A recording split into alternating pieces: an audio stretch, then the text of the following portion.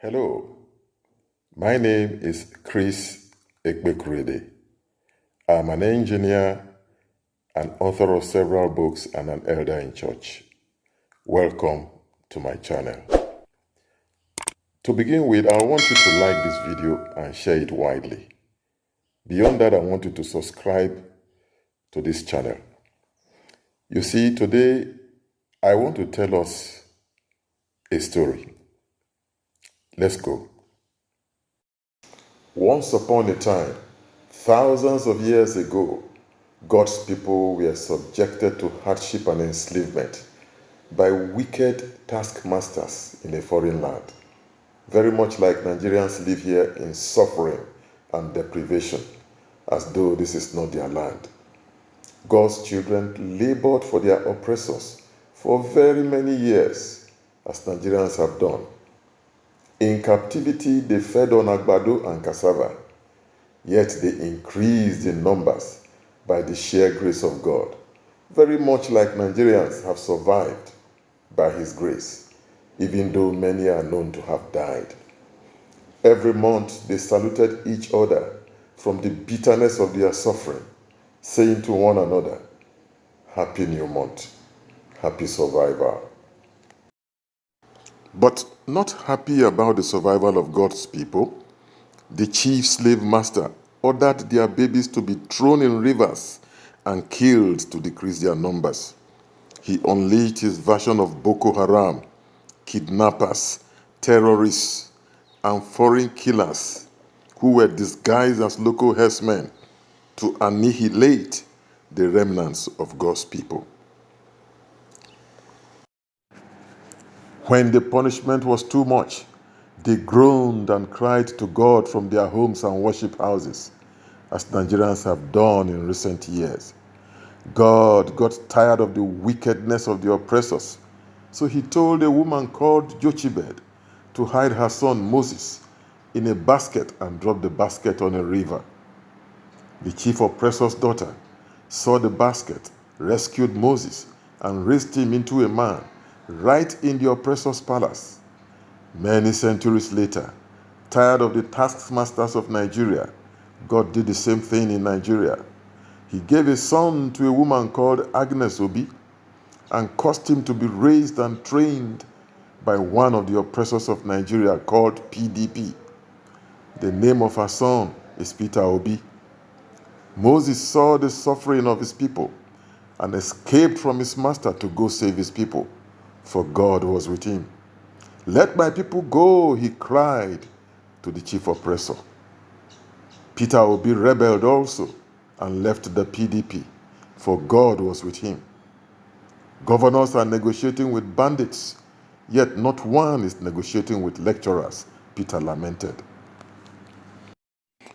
Moses suffered rejection by his ignorant brothers and sisters, but God was with him. His people threatened to kill him for coming to save them, yet they needed Moses more than Moses needed them. For Moses could choose to remain in the palace and have a good time. Peter also suffered many persecutions. His people took away his mandate as governor, but God gave it right back to him after 3 years. Then they impeached him as governor, saying, "He saved the people's money without their permission." But God brought him back. He denied the plunderers their ungodly pleasure. "Don't come to government house," he told them. "It is not a restaurant. A bottle of champagne costs 400,000 naira. That's the salary of 20 workers. And you want to drink it with the people's money?" "No," he cried. When Peter's enemies saw that he couldn't be stopped, they accused him of having no certificate to rule over them. They had also said of Moses, "What is your qualification to be ruler and judge over us?" But like Moses, the people needed Obi more than Obi needed them, for he was a billionaire and could choose to live in comfort abroad. Moses and Obi were overcome by patriotism for their people. God struck Moses' adversaries, one with leprosy, many with plagues, some swallowed alive by a deep hole in the earth. God also fought for Peter. He caused unresolvable confusion in the camp of his enemy called PDP. They fought amongst themselves and weakened their ranks. He struck the camp of another of his enemies called APC with old men who had lost their bearing and reasoning.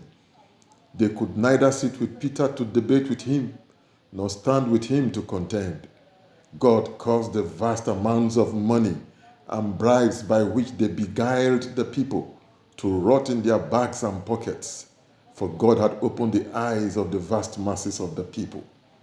So Moses, empowered by God, marshaled God's children out of their suffering. He led them through the Red Sea and many obstacles towards the promised land. God also showed Peter Obi Nigerians' promised land and put his words in Peter's mouth. He spoke profound words, words too deep for his adversaries to comprehend or resist. So they accused him of lacking the structure to take the people to the promised land. The people heard it and began to march in droves and millions across the land. From city to city, they proclaim, "We are Obi's structures. We are Peter's structures. We are marching to the promised land. Get out of our way or be crushed." Armed with PVCs, Peter's voters' cards, they dare any Red Sea to stop them. Moses and his people plundered their enemies of their gold and silver. Even so, Obi's people have plundered their enemies, PDP and APC, through massive decamping. An influential leader of PDP declared defiantly, "My body is with PDP, but my heart is with Obi. I dwell in PDP, but I labor for Obi." The enemy realized too late that Moses meant business. They mobilized their forces and pursued him across the Red Sea, but God caused the sea to close in on them. "Let's escape," they cried. "God fights for Moses against us." But it was too late. They saw the hand of God on Moses rather too late. Moses' enemies all perished. Even so, the enemies of Peter are too blind to see the hand of God upon him. They cannot see that Peter Obi is God's project under construction. Your guess as to what will happen to them is as good as mine. Thanks for watching. Arise, all obedience. Arise, O compatriots. Obi's call, let us obey. Because it is time to begin the long overdue journey to Nigeria's promised land. Let us go. See you next time.